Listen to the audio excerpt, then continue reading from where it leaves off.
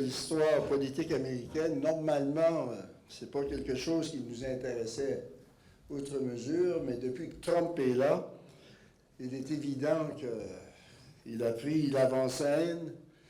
Et je lisais un article récemment où on dit que depuis la venue à Trump, c'est un cadeau du ciel pour les réseaux de télévision américains, surtout ce qu'on appelle les cable channels. Ils n'ont plus besoin de faire de la programmation, il l'a fait pour eux autres. Alors, ce soir, deux parties. C'est pas nécessairement une conférence, c'est plutôt comme un retour à l'école, si vous me permettez l'expression. C'est-à-dire que je vais tout simplement essayer de partager certaines données, certains constats, parce que en 2016, j'avais prédit que Trump ne gagnerait pas. Je n'étais pas le seul d'ailleurs, alors je ne vais pas me risquer ce soir dans des prédictions. Quelques données de base. Lorsqu'on parle des États-Unis, évidemment, on parle d'un pays qui est très grand géographiquement, un pays qui est très populeux, et les données de base, comme vous le savez, c'est une population de 329 millions d'habitants, comparativement à nous, où on est à peine 38 millions. La population est 63% blanche, 17% hispanique, surtout qui viennent du Mexique, d'Amérique centrale. Et ça, c'est une donnée souvent qu'on pense, il y a beaucoup plus de Noirs, non? La population hispanique a dépassé la population noire avec 12%. Les milléniaux, c'est-à-dire ceux âgés de 11 à 33 ans, et c'est ça qui est la force des États-Unis tout de suite, c'est cette jeunesse, avec 83 millions d'individus. Ils se disent chrétiens à 70%, 22% se disent sans religion, les Juifs, 1,9%, les musulmans, pas tellement. Alors, les élections demi-mandat. Les dernières élections, comme vous le savez, les membres de la Chambre des représentants, ils sont toujours en élection, ils sont élus à tous les 2 ans, au nombre, évidemment, de 435. Alors, de la dernière élection, les démocrates ont gagné 235 sièges, les républicains 199. Alors, les démocrates sont majoritaires. C'est eux qui vont présider, depuis 2018, qui président les comités, et c'est quelque chose de très important. Au niveau du Sénat, en mi-mandat, comme vous le savez, il y avait 35 sénateurs, parce que le mandat pour les sénateurs, c'est de 6 ans, un tiers à tous les 2 ans. Alors, les démocrates ont 45 sièges, les républicains en ont 53, les indépendants ont 2, dont Angus King, qui est du Maine ici. Alors, il est très important de comprendre que impeachment, c'est un terme évidemment anglais, c'est un terme américain surtout, et c'est pas un terme... Beaucoup de gens pensent que impeachment veut dire renvoi. L'impeachment est quelque chose qui est inscrit dans la Constitution américaine. Et la Constitution américaine, We the People, contient 7 articles. Évidemment, il y a beaucoup de choses qui suivent chaque article. Et 27 amendements. Les amendements, ce sont des décisions qui ont été prises, inscrites dans la Constitution. Je vais vous donner un exemple. Le 2e amendement, dont on parle souvent, qui est le droit de porter une arme, c'est dans la Constitution, c'est le 2e amendement. Le 13e amendement, et évidemment l'abolition de l'esclavage. Alors,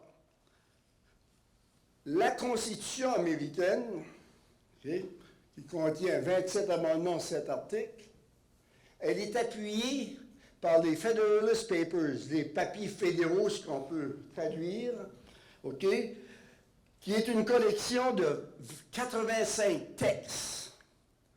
Et lorsqu'on écoute CNN ou qu'on écoute MSNBC ou ces réseaux de télévision-là, qui parlent beaucoup évidemment de politique, on entend souvent le mot de framers, c'est-à-dire ceux qui ont bâti, si vous voulez, la charte-monde du pays, qui est la Constitution.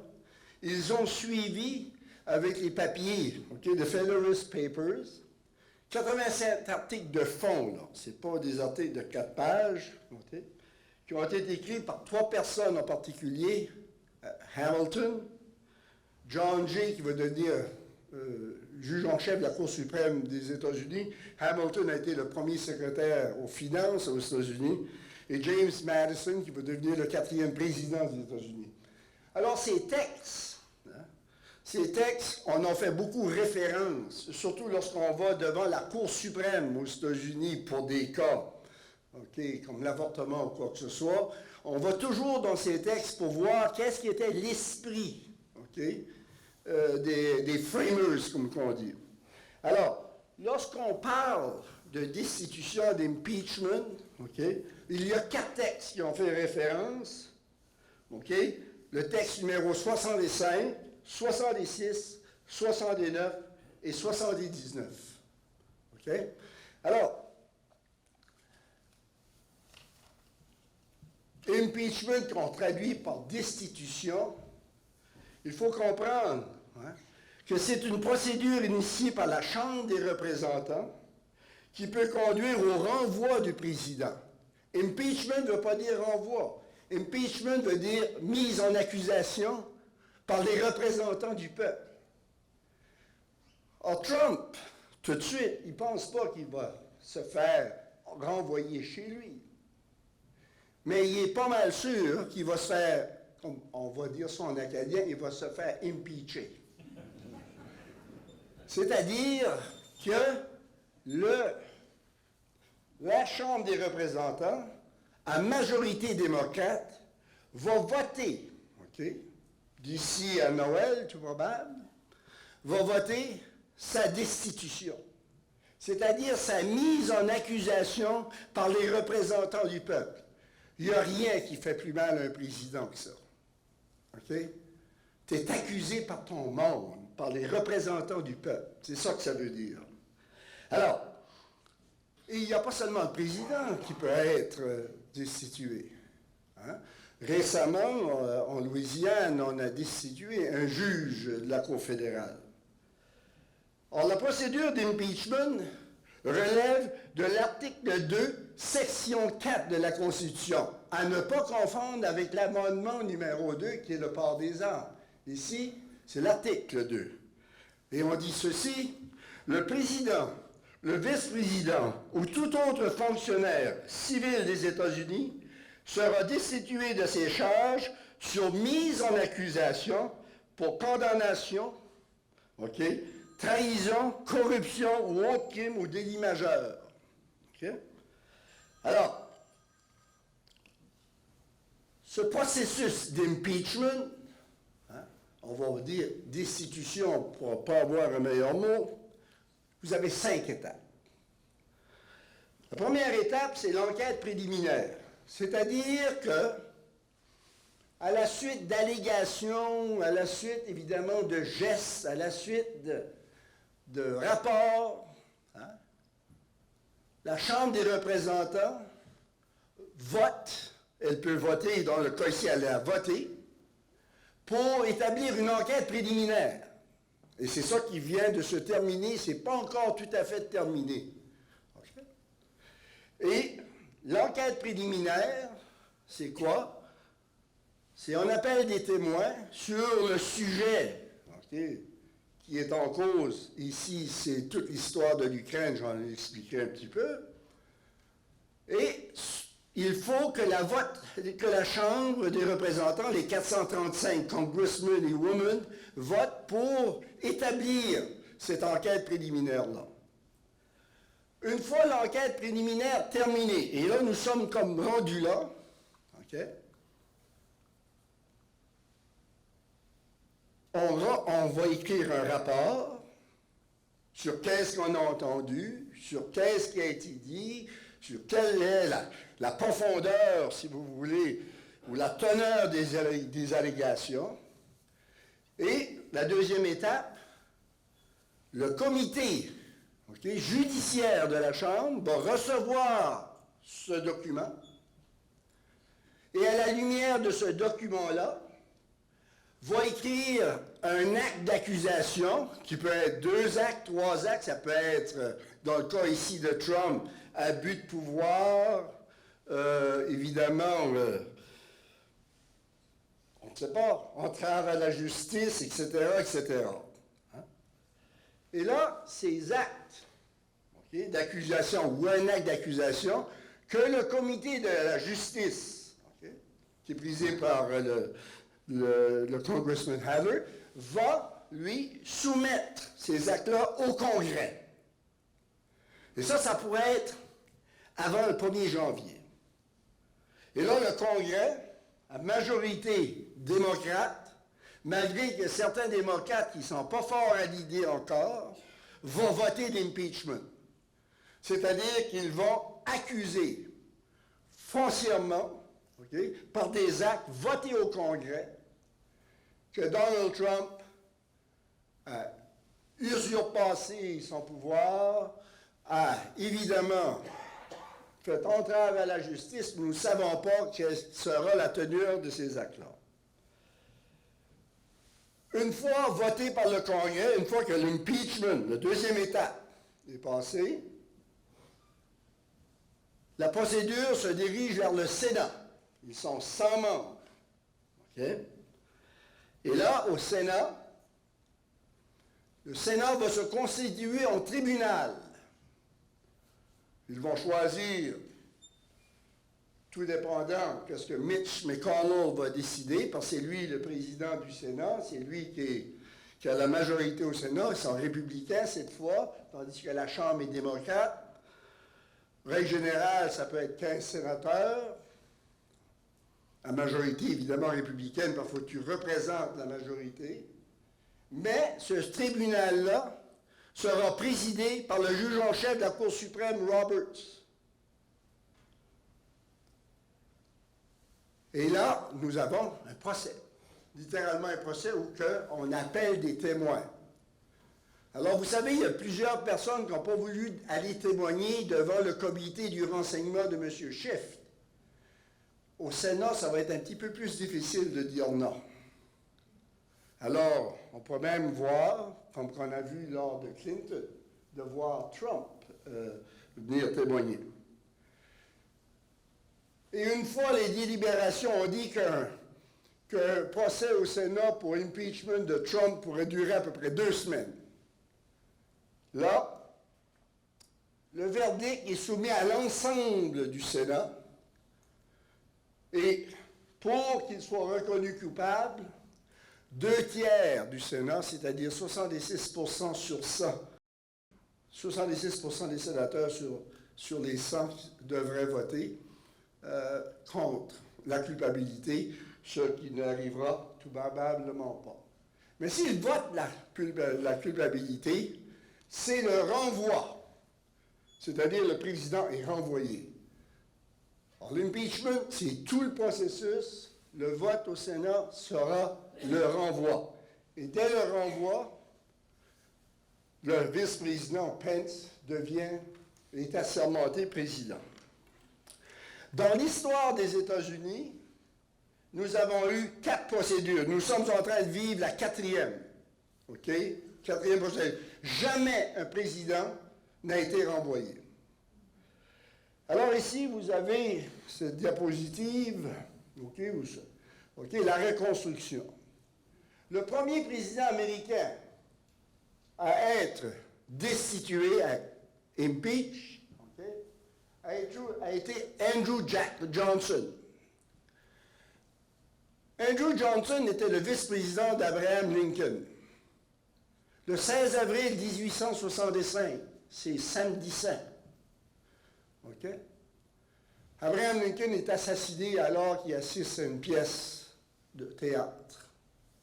Et son vice-président, ancien gouverneur du Tennessee, aussi sénateur à l'époque du Tennessee, devient le président des États-Unis parce qu'il était le vice-président. Comme vous le savez, quelques semaines par après, la guerre civile américaine se termine. La guerre la plus meurtrière par capita du monde contemporain. 600 000 morts, qui avait divisé, comme vous le savez, les États-Unis en 2. 11 États du sud avait quitté l'Union, avait quitté les États-Unis, et s'en était suivi une guerre tellement meurtrière. Et vous avez le troisième personnage, Jefferson Davis. Jefferson Davis était le président des États confédérés du Sud.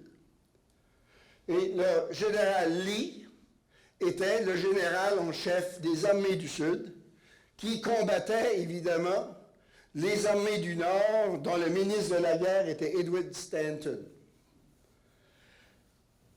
La guerre civile américaine, l'histoire de la guerre civile américaine est une histoire extraordinaire. On pourrait en parler toute la nuit, mais on va passer à d'autres choses. Mais qu'est-ce qu'il faut comprendre de cette guerre-là? C'est lorsque la guerre éclate, en 1861, les États du Sud sont la 4e économie au monde. Je ne sais pas si vous avez déjà été à Charleston, puis dans ces endroits-là. Vous voyez des mansions, vous voyez des manoirs, vous voyez une ancienne richesse qui n'est plus là, évidemment. Alors, la guerre est terminée. Johnston est le président. Le Nord a gagné. Et là, c'est le temps de punir le Sud. Le Sénat, à l'époque, on se comprend qu'on est dans un ère républicaine. Lincoln était un républicain contre l'esclavage. La guerre est finie, mais ceux qui ont gagné, les nordistes républicains, en veulent énormément au Sud et va surgir un conflit majeur. C'est-à-dire que le Nord veut punir le Sud pendant que le président, qui vient d'être nommé suite à l'assassinat de Johnson, veut réintégrer très rapidement ces États qui se sont rebellés. Stanton et les gens du Nord disent non. On va créer 5 districts militaires et on va les occuper militairement, puis on va les dompter un peu. Je caricature ici. C'est l'époque de ce qu'on appelle en histoire des États-Unis des carpetbaggers. Vous savez qu'est-ce qu'un carpetbagger? C'est quelqu'un qui rentre chez vous pour voler, puis il voit des belles choses, il met tout ça sur le tapis, il roule le tapis, puis il sort avec le tapis. C'est ça que c'est un carpetbaggers. Or, le Nord est considéré par le Sud comme des carpetbaggers. Ils veulent nous punir, ils veulent nous voler. Et tandis que Johnson dit, regardez, c'est pas une manière de faire, il faut les réintégrer tout de suite, OK, comme État dans l'Union. Et celui qui ne veut pas, c'est Stanton. Ministre de la Guerre, il a été appointé évidemment par Lincoln. Non, non, non, non, non. Ça sera des districts militaires. Alors le Congrès avait une loi qui s'appelait le Tenure Act, OK, qui était une loi qui empêchait le président, OK, de congédier de hauts fonctionnaires et de hauts secrétaires d'État. Évidemment, Johnson ne peut pas réintégrer des États du Sud si Edward Stanton est dans les chemins. Et là, s'ensuit une guerre politique assez épouvantable. Johnson va défier cette loi-là et on va, évidemment, le destituer. Et en le destituant, évidemment, il doit aller devant le Sénat. Il doit aller devant le Sénat où il est accusé, évidemment, de manque de respect, okay, de ne pas avoir obéi, ou si vous voulez, suivre cette loi-là, en congédiant Stanton, entre autres. Et il y aura finalement un vote, et le vote, il sera acquitté par un voix seulement. OK? Un. C'est-à-dire que s'il y a eu 36 au lieu de 35, il a été destitué. Et il va finir son terme, l'élection a suivi quelques mois plus tard. Le deuxième est Richard Nixon, Tricky Dick. Okay? Le contexte, comme vous le savez, électoral, 1972, on rentre par infraction dans un bâtiment qui s'appelle Watergate, C'est un hôtel, mais aussi des bureaux, dans les bureaux du Parti démocrate. Hein? Les gars se font pogner. Hein? Les Américains disent it was the worst third-rate robbery ever. OK? Vraiment, ils sont fait pogner comme des petits-enfants. Et on va avoir, hein, l'élection, il gagne, mais en 1974, les rumeurs commencent à sortir et on commence à avoir beaucoup plus de détails. Les actes d'accusation mis devant la Chambre pour vote étaient obstruction à la justice, abus de pouvoir, outrage au Congrès pour avoir refusé de remettre les documents, les fameux enregistrements. Et là, hein, lorsque les enregistrements vont sortir, lorsque Dean, hein, qui était l'avocat de la Maison-Blanche, mais pas du président, va témoigner, tout va s'effondrer. Alors, il y avait 35 républicains, okay, de son parti à Nixon qui étaient avec les démocrates pour, évidemment, le destituer. Et le 6 août 1974, dans la soirée, quelques républicains près du président influent vont aller voir Nixon et vont lui dire « Tu vas être destitué, tu vas être envoyé, va pas. » Or, qu'est-ce qui est important de comprendre? C'est que la Chambre n'avait pas encore voté l'impeachment, c'est-à-dire les actes d'accusation. Il va démissionner avant. Alors, c'est notre deuxième cas. Nixon, il faut comprendre, comme dirait en bon acadien, il n'a pas été impeaché. Okay? Il a démissionné 2 jours ou 2-3 jours avant que le vote ait été tenu. Le troisième cas, évidemment, c'est Bill Clinton. Alors, Bill Clinton, c'est intéressant parce que c'est pas de la politique, on tombe un peu dans la moralité ici. Okay? Le contexte, c'est l'affaire Monica Lewinsky. Je ne vous donne pas de détails, vous le savez tout. OK? Mais au lieu d'avoir, comme qu'on a présentement et dans les autres cas, un comité de la Chambre pour mener l'enquête préliminaire, la Chambre avait décidé, les représentants, de nommer un procureur, OK? De nommer un procureur indépendant, okay? Un peu comme Mueller, par exemple, dans l'affaire qui a précédé celle-ci, et qui était Ken Starr. Alors, la Chambre va voter des actes d'accusation après le rapport de Ken Starr, OK, parjure, obstruction à la justice, parce qu'il avait menti. Hein, il avait dit jamais j'étais avec cette jeune fille ou quoi que ce soit. Hein, il avait menti sur tout ça. Alors, le Sénat va se constituer, comme vous le savez, comme je vous l'ai dit, en tribunal. Et là, on va acquitter. Et là, comme vous le savez, vous vous en souvenez, hein, Clinton avait été témoigné à son procès, si vous voulez. OK? Et le vote sera 55 à 45. On était très loin, évidemment, des 2 tiers. Clinton va finir, évidemment, ses 2 mandats de président. Mais, hein, Clinton perdra son droit de pratique. Okay? En tant qu'avocat, pendant 5 ans dans l'État de l'Arkansas, et il y aura une amende de 25 000 $. Et là, notre monsieur,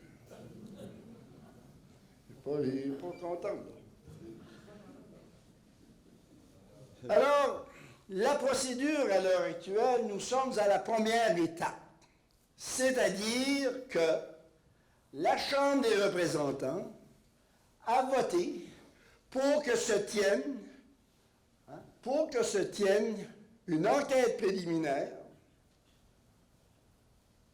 menée par le comité du renseignement, okay, Intelligence Committee, qu'on dit en anglais, dont le président est un démocrate parce qu'ils sont majoritaires, okay, qui est Adam Schiff. Et là, Adam Schiff a entendu, et tout le comité, hein, y compris des républicains, ont entendu un paquet, évidemment, de témoignages, dont certains étaient très percutants. Et là, tous les jours, il sort toutes sortes d'histoires, je ne vais pas embarquer là-dedans.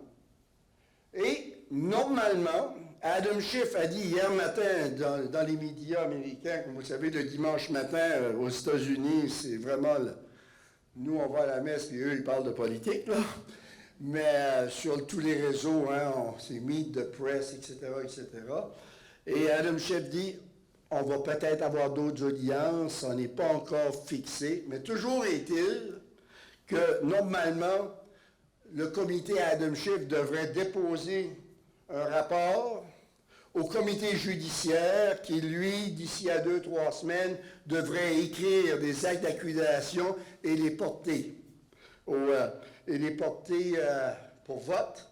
Et si c'est voté, ça va l'être, ça c'est définitif, là ça va s'en aller au Sénat. Et là, au Sénat, comme vous savez, les républicains sont majoritaires. Ça me surprendrait énormément, au mieux qu'ils sortent de quoi de très, très... catastrophique d'ici à ce temps-là. Mais ça va être intéressant au niveau des témoignages, parce qu'il est évident qu'au Sénat, il faut un argument beaucoup plus solide que ce qu'ils disent aujourd'hui. Aujourd'hui, l'histoire serait peut-être finie si Giuliani, Mulvaney, Pompeo viendraient témoigner. Il refuse de témoigner, et aussitôt qu'il refuse une sommation de témoigner, qu'on appelle un subpoena, OK? Le seul recours que les démocrates ont, c'est d'y aller devant une cour de justice et dire, regardez, il refuse de témoigner, voici nos arguments, lui arrive avec ses arguments, on pourrait être rendu au mois de juillet, puis il n'y aura pas de décision. Alors Adam Schiff a dit, nous n'allons pas jouer ce jeu, nous allons essayer d'avancer malgré que nous n'avons pas certains témoignages qui pourraient être bouleversants. Surtout Giuliani, dans l'ambassadrice Hill a dit qu'il était une grenade, pour ne pas dire d'autre chose. Or, tout ceci, tout ce déroulement de destitution, qui peut conduire au renvoi de Trump, mais j'en doute, comme je vous ai expliqué, se déroule dans un cadre, dans une période très, très, très politique, qui est évidemment les élections présidentielles, qui auront lieu l'an prochain, au mois de novembre, 11 mois et quelques semaines, le 3 novembre, mardi le 3 novembre. Vous savez, les élections aux États-Unis, c'est toujours le premier mardi suivant le premier lundi de novembre. Alors, cette année, l'année prochaine, 2020, le 3 novembre. Or, pour les républicains, vous savez, il y a quelques républicains qui, il y a quelques mois passés, ont dit, nous autres, on va se présenter contre Trump aux primaires républicaines. Ça n'a pas fait long feu. Beaucoup d'États ont dit, non, il n'y aura pas de primaire républicaine, parce que vous savez, le système électoral aux États-Unis, chaque État a ses règles. Puis il y en a des États qui c'est vraiment quelque chose. Alors, les républicains, normalement, ils ont un candidat, c'est le président sortant, il est à son premier terme, il n'y a pas de problème. Et vous avez, de l'autre côté, les démocrates qui, eux, ils veulent battre Trump, puis là, il y a 4 mois passés, tout le monde pouvait gagner Trump, et on va se lancer là-dedans. Alors, il y a 2 manières de choisir le candidat à la présidence des États-Unis pour le Parti démocrate comme pour le Parti républicain, mais cette année, il y aura seulement les démocrates. Ce sont des primaires ou des caucus. OK? Alors, des conventions nationales. La convention nationale de chaque parti est toujours en juillet et en août.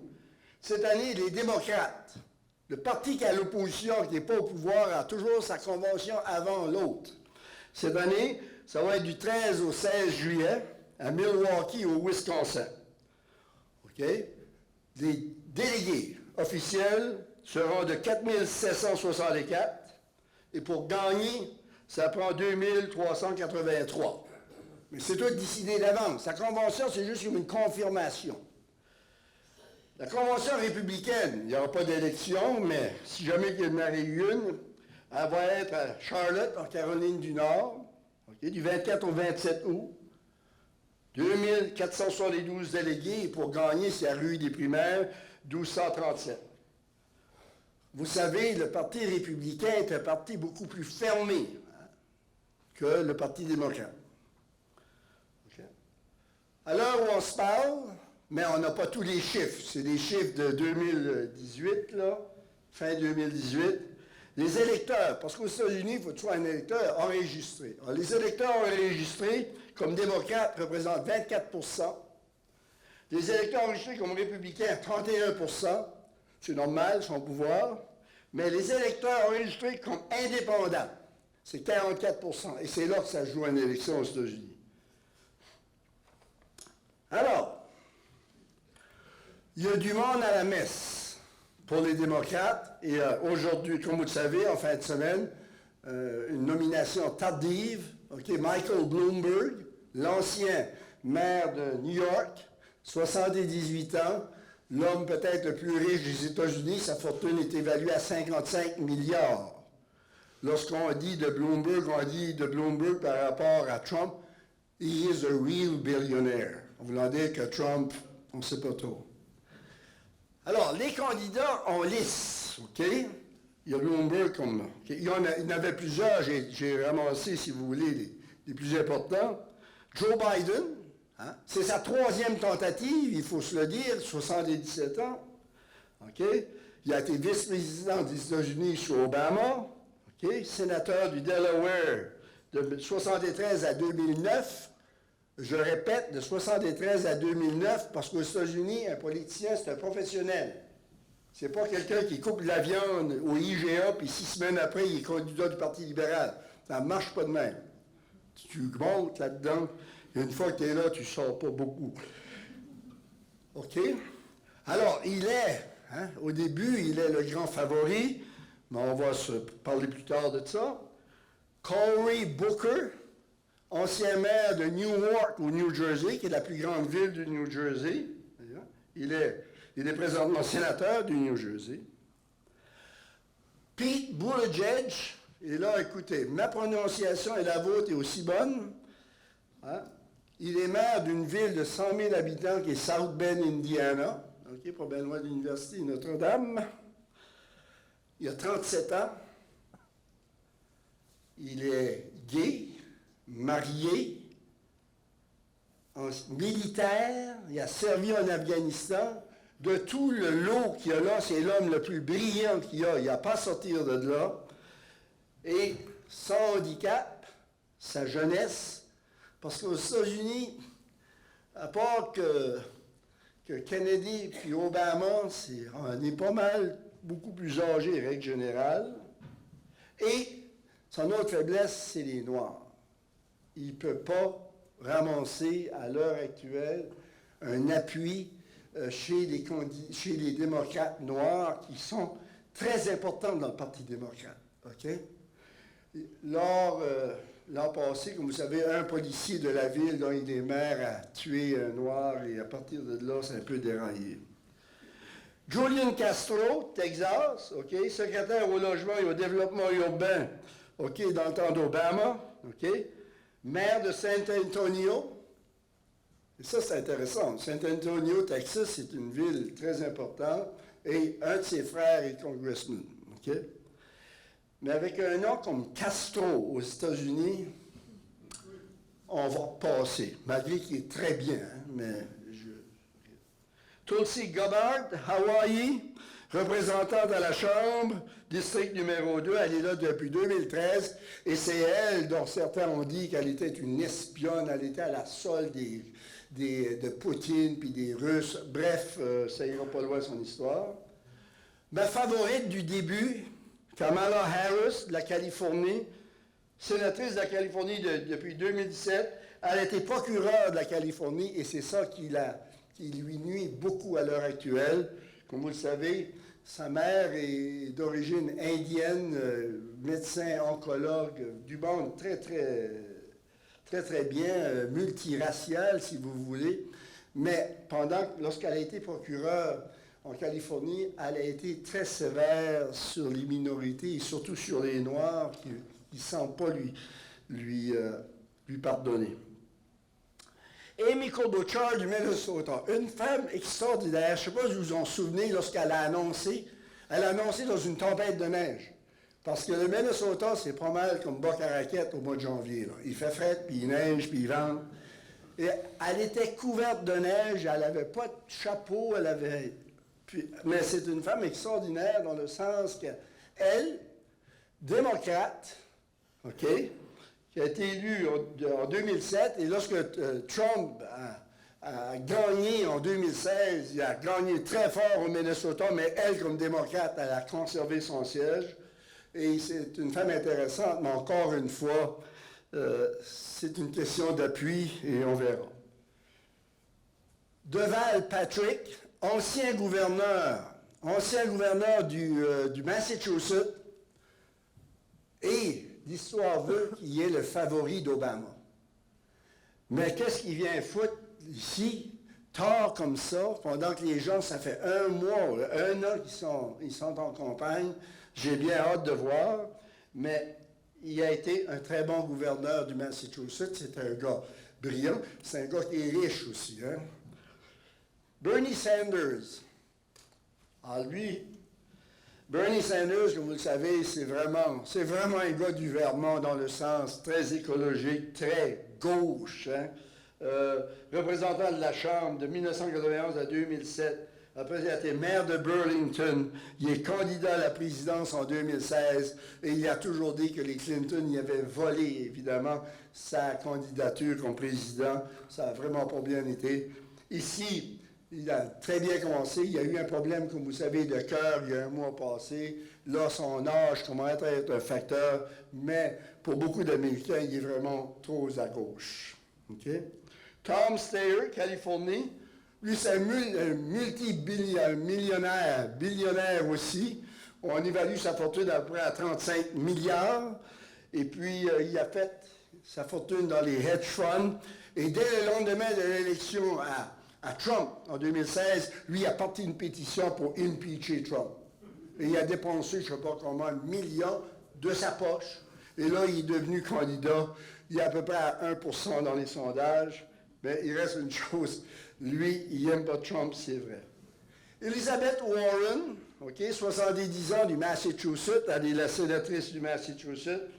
Elle est forte. Elle menait en Iowa, et là, elle a été dépassée. Elle est à gauche. Pas aussi à gauche que Sanders, mais elle l'est pas mal, et ça énerve, comme vous le savez, certaines personnes. J'ai hâte de voir, on va passer aux primaires après ceci, et on pourra discuter. Andrew Yang est vraiment intéressant. Il n'y a pas beaucoup d'appui, mais il mène une campagne assez différente, merci. Et Michael Bloomberg, comme que je vous ai dit, qui vient de rentrer, l'ancien maire de New York, fortune. Et comme vous le savez, hein, il a lancé sa campagne de publicité pour dire qu'il était candidat en fin de semaine. Il a dépensé 31 millions de dollars en fin de semaine. 31 millions en fin de semaine. Pouf. On n'est pas dans la même ligue, là. Non. Alors, vous avez le premier concours, si vous voulez, pour devenir candidat démocrate, parce qu'il n'y en a pas républicaine, ça va être Trump, leur candidat, au mieux qu'il y ait d'autres choses qui arrivent. Mais entre-temps, démocrate va être en Iowa le 3 février. OK? Population 3,1 millions. OK? 90% blancs, 3,4% noirs, 2,3% asiatiques, 60% protestants, 18% catholiques, pas de religion, 21%. Et là, j'arrête là. L'Iowa, ça, c'est l'Amérique traditionnelle. Tu ne peux pas être plus américain que ça. OK? Blanc, protestant, pas beaucoup de noirs, pas beaucoup de... riche. Cet État-là, de 3,1 millions, a 19 universités. On se comprend? Dont 2 célèbres, Iowa State et University of Iowa. Ces 2 universités-là, entre leurs deux, ont 70 000 étudiants. Ils sont très forts dans Donc, tout ce qui est la biologie par rapport à l'agriculture, c'est vraiment une Amérique, hein, l'Amérique de papa raison, si vous voulez, de certaines époques. Mais ce n'est pas une primaire. Une primaire, c'est une élection. Tu vas voter dans une boîte de scrutin. C'est un caucus. Et un caucus, c'est quoi? C'est tout simplement, et ça, c'est un caucus fermé. Vous avez des primaires fermées, puis des caucus fermés, puis vous avez des ouverts, puis... Alors, c'est fermé. Seulement des membres dûment enregistrés du Parti démocrate peuvent participer au caucus. Le caucus va se dérouler, OK, à partir de 6 heures, le 3 février, jusqu'à 10 heures le soir. 11 heures peut-être. Donc 1600 lieux différents, 1600 places différentes. Comme si on serait en Iowa, puis on serait, je ne sais pas moi, dans le district, pas dans le district, dans le quartier 22 de Ames, Iowa, mais ça serait un caucus ici. On serait tous des démocrates. Et là, chaque candidat aurait un représentant qui viendrait vous parler 5 minutes pour dire comment Elizabeth Warren est bonne. Puis l'autre viendrait puis comment est-ce que Buttigieg est extraordinaire. Or, imaginez ceci, là. Pour être un candidat sérieux dans un caucus comme l'Iowa, où tu vas voir 1600 lieux différents, hein? Faut qu'en tant que candidat, tu as 1600 représentants. Et c'est là que tout se joue, c'est l'organisation. Tu sais, il y a plusieurs candidats qui vont avoir, oui, ils vont avoir des représentants, peut-être donc 300. Mais un gars comme Buttigieg, qui mène à l'heure actuelle dans l'Iowa, personne n'a vu venir, il y a une organisation sur le terrain incroyable. Et c'est là que ça joue.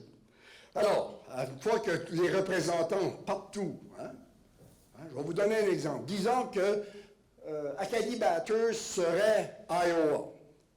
On aurait un caucus à Poughkeepsie, à Bois-Caraquette, à Middle-Caraquette, à Caraquette, à Blanchard-Settlement, à Bertrand, pour tout le comté. Et une fois que les discours sont faits, le président du caucus, qu'il soit à Poughkeepsie ou à Bois-Caraquette ou ailleurs, va en avant et dit « Ceux qui sont pour Buttigieg, là. Ceux qui sont pour Warren, là. Ceux qui sont pour un autre, là. » Puis après ça, on compte. Puis on dit « Ah, Buttigieg a gagné, bonsoir, merci. » Et là, on écrit, puis on envoie ça à la centrale. Puis là, CNN dit « Buttigieg is leading Iowa caucus by ta-ta-ta. » Alors, c'est là que ça joue. Ça prend énormément d'argent. Ça prend énormément, évidemment, d'organisation, parce que tout ce monde-là est payé. Hein? Il faut se comprendre. Alors, le premier, ça va être l'Iowa. Et tout de suite, OK, Buttigieg va, évidemment, mène. Okay? Mais, c'est une primaire qui vaut une trentaine de délégués sur 4000. C'est pas beaucoup. Mais qu'est-ce qui est important, c'est quand tu commences à gagner tôt, à un moment donné, il y a un phénomène d'entraînement. Vous savez, Obama, personne ne pensait que dans un État à 60% blanc, protestant, qu'on allait voter Obama. Il est sorti, puis à partir de là, ça commence à être dur à arrêter. OK? Alors, 49 délégués qui sont... Parce que là, c'est winner's take all. Hein? Lui qui gagne l'État, le caucus, il ramasse tous les délégués. 48. Puis là, tu as 8 super délégués qui, eux, vont tout probablement suivre la majorité, mais ce sont des délégués d'office. Le deuxième, soyons modernes, le New Hampshire. Ouais, juste ce petit État-là. Population très petite, 1,3 million, 94% blancs, 1,2% noirs, électeurs enregistrés démocrates 275 000, électeurs enregistrés des républicains 282 000, électeurs enregistrés indépendants 413 000. OK? À l'heure actuelle, Biden mène, Buttigieg dans certains pôles mène, Elizabeth Warren dans d'autres. Vous savez, vous avez des maisons de sondage, il y en a à tous les jours, de toutes les couleurs. C'est 33 délégués, dont 9 super. Là, vous avez 2, mais c'est petit. Troisième, primaire, un caucus. Et là, on est au Nevada. Le Nevada ne peut pas rien faire comme les autres. C'est vraiment différent. Ça doit être le désert, peut-être. Le caucus, c'est un samedi. On commence à 10 heures, puis on vote à midi. Puis on vote, évidemment, en se séparant dans les salles. OK? Population de Nevada, 3,1 millions. Mais là, c'est intéressant parce que, là, la population blanche descend, hispanique, 16 %, noir, 8 %. Alors là, on commence à être dans les minorités. OK? Protestants, c'est plus à 60 puis 70 %, mais 35 %. Catholiques, à cause des hispaniques, 25 %. Pas de religion, 28 %. Là, Biden mène. Mais l'important, ce sont des pôles et ce sont des sondages. Ce sont des sondages qui ont le mérite d'être pas tout à fait précis, à cause évidemment du nombre de... Ces gens-là sont sondés, je ne peux pas voir comment... Ils doivent être au téléphone à tous les jours, et c'est très volatile. Okay? C'est très volatile parce que, disons, si Buttigieg gagnerait Iowa, puis gagnerait New Hampshire, arrivé au Nevada le 22 février, 2 semaines après, ça se peut qu'il augmente. Alors, et là, évidemment, c'est 48 délégués, 12 super. Alors, le Nevada, comme vous le savez, c'est cet État-là. Hein? Là, bon. Quatrième primaire, et là, c'est là, ça va tout se jouer. Caroline du Sud, 5 millions d'habitants. Hein? La capitale est Columbia. Vous savez, cette capitale qui a été totalement rasée lors de la guerre civile américaine par le général Tecumseh Sherman. Vous savez, les tanks Sherman, là, dans la guerre, mais c'est son nom, ça. OK? Alors, vous avez des photos de cette ville dans vos archives, qui voit cette ville qui avait été totalement dévastée. 63 % blancs, mais 27 % noirs. Et pour être sûr d'une chose, qu'ils sont tous démocrates. Pas beaucoup sont républicains dans ces 27 % noirs-là. Protestants, 60 %, catholiques, 10 % sans religion, 20 %. Vous avez évidemment les Noirs baptistes. Joe Biden a une très grande avance. Là. Il mène par 15, presque 20 points dans certains sondages. Joe Biden, il faut comprendre, il est très populaire chez les délégués, chez les démocrates noirs. Hein? Parce qu'il a été le vice-président du premier président noir qui est Obama. Et il y a une très grande confiance. Alors, c'est là que ça va être intéressant de voir lorsqu'on va arriver. Hein? Lorsqu'on va arriver le 27 février, ça déboule vite, là. Lorsqu'on va arriver le 27 février, est-ce que Biden, qu'on dit qui était le meneur depuis le début du processus électoral, et que là, c'est l'État qui est censé être le plus fort, si Biden ne gagne pas ou il gagne très, très faible la Caroline, il ne pourra pas le faire. Ça, c'est définitif. Mais ces 4 exercices-là, ces 2 caucus et ces 2 primaires, ne représentent que 4 % du nombre de délégués. Ça veut dire que c'est plutôt, comme disent les Anglais, du window dressing. Hein? Et là, le 3 mars, restez à la maison, mettez-vous devant CNN parce que c'est la soirée. Hein? Moi, je trouve que c'est mieux que les élections. Là, parce que, OK? Ça, c'est les primaires et les caucus. Le Colorado est un caucus et non une primaire. OK? Où 36 % des délégués vont être choisis cette soirée-là. Alabama, Arkansas, Californie, Colorado, Massachusetts, Maine, Minnesota, Caroline du Nord, Oklahoma, Tennessee, Texas, Utah, Vermont et Virginie. Alors, il va sortir un gagnant de Et normalement, OK? Normalement, après le Super Tuesday, c'est terminé. Il va y avoir d'autres. Hein. La dernière primaire et le district de Columbia les premiers jours de juin. Mais règle générale, on n'a pas besoin de se rendre là. Les dés devraient être joués. Lors de la dernière fois, entre Sanders et Clinton, et aussi entre Clinton et Obama, ça bardassait beaucoup. Ça a été trop loin et normalement, cette année, on devrait finir ça le 3 février.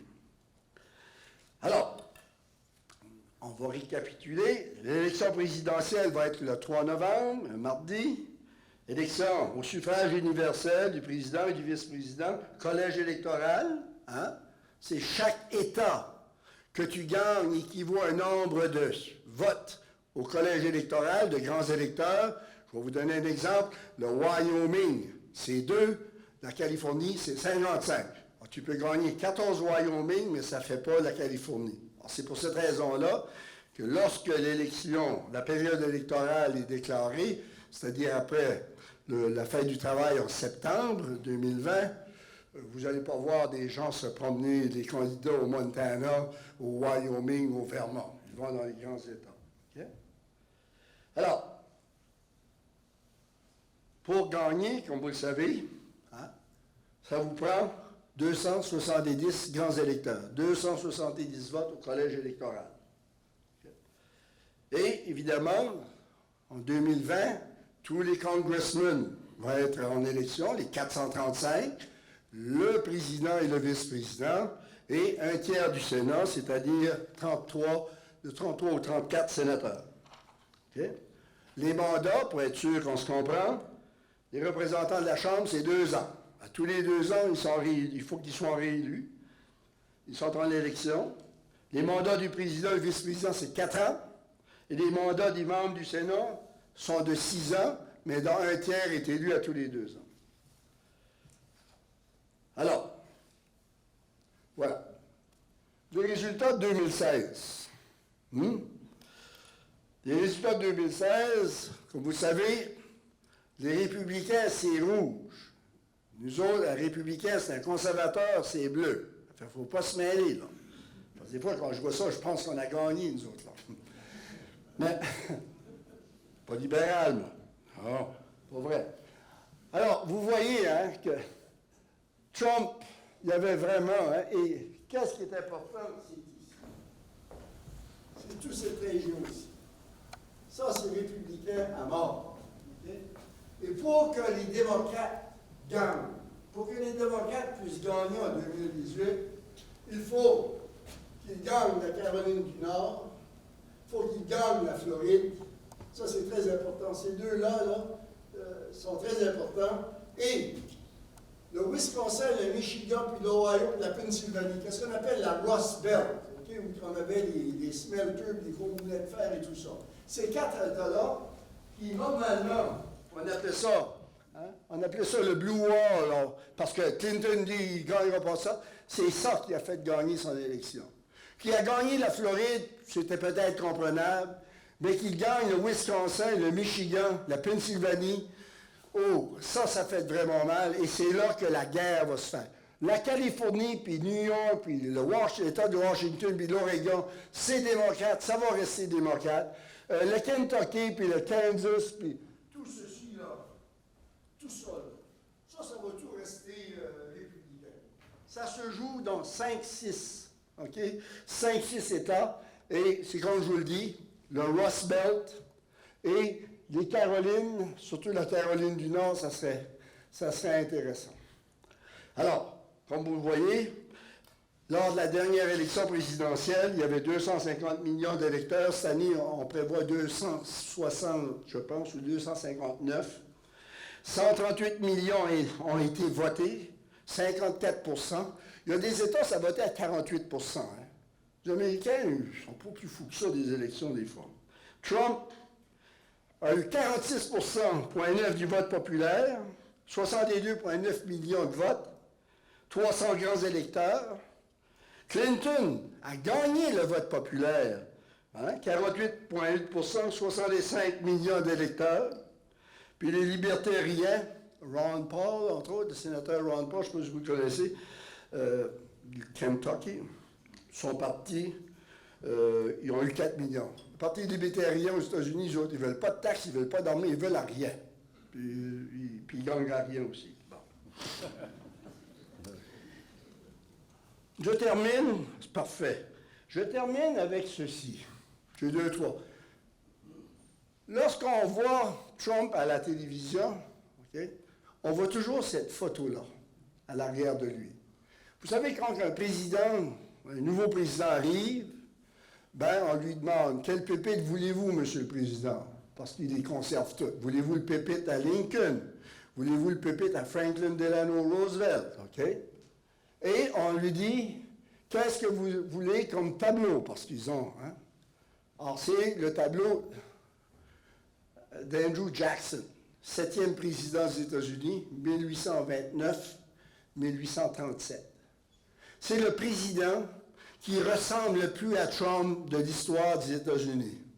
C'est un Trump. Il était un Trump. Ils ne l'ont pas destitué, mais il a presque tout fait lui aussi. Lors de son inauguration à la Maison-Blanche, à l'époque, là, ça a devenu une espèce de carnaval. Ça tirait du fusil. La Maison-Blanche a été envahie par marbre. Okay? Le monde a rentré là-dedans, ça arrachait les rideaux. Ça a été l'enfer. Puis lui, il aimait bien ça, puis il tirait les fusils lui aussi. Alors, c'est Andrew Jackson.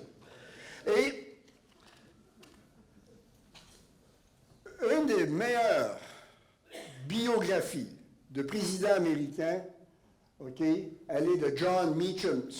John Meacham est un historien qui enseigne à l'université Vanderbilt, à Nashville, au Tennessee, qui est une très célèbre université. Et on le voit souvent, il est souvent interviewé à CNN et dans les autres postes. Alors, il a écrit cette biographie, OK, de John Meacham, Andrew Jackson in the White House and the American Lion. C'est un bijou, OK, si jamais... C'est 600 pages, c'est une job cet hiver, là, OK? Et la deuxième livre que j'aimerais de vous citer, et ça, c'est peut-être le meilleur livre d'histoire en politique américaine qui a été écrit depuis longtemps, OK? C'est de Doris Crane Goodwin, on la voit aussi, elle est souvent interviewée. Themes of Rival, The Political Genius of Abraham Lincoln. Et